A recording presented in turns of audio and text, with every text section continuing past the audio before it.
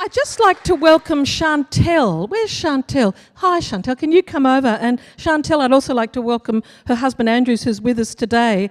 And Chantelle has two sons, Jackson and Hunter. Would you please make Chantelle and Andrew welcome? Tell us a little bit about your sons. Well, firstly, they're amazingly remarkable little boys.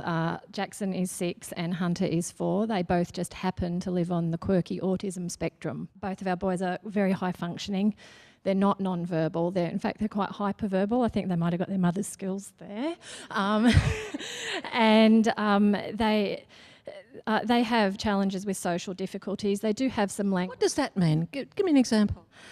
They're very, very literal. So, it's raining cats and dogs. You'll find them running over to the window looking for the cats and dogs. So they're just not quite understanding. It's a processing issue with them, and it takes a little longer to explain the social niceties of the world. They're not going to get non-verbal communication like facial expressions, and, if someone's annoyed with them, they just won't get it, and they'll just keep on going and going and going.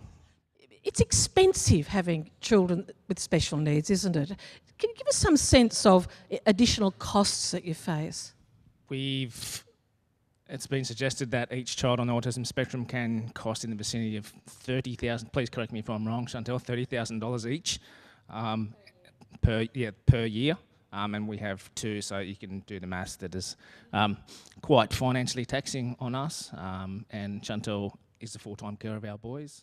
This has a big impact on marriages. A lot of marriages don't survive, and I say that, I feel like touching wood because it's a traditional activity, but how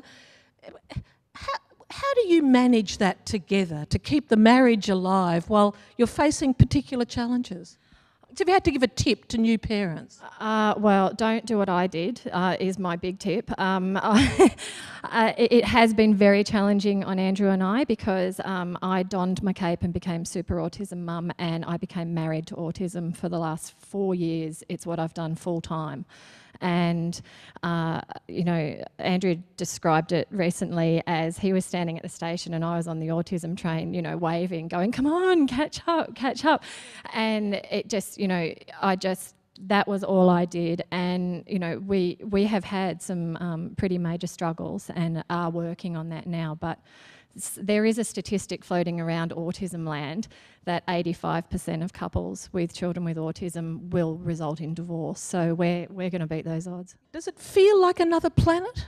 It's very isolating as the carer of 2 children with autism because I've had difficulties maintaining friendships with the mothers group girls because my children are at very different developmental stages. And look, to be honest, it's very difficult hearing about someone else's perfect child when you're just advocating 24/7 and begging someone to take your child into a suitable schooling system. So it's not a matter of just buying a school bag and a uniform and sending them down to the local school for me. It's I've got to fight, and I feel like I've been conscripted into a war that I never asked to be in some days. I actually use the term warrior mum.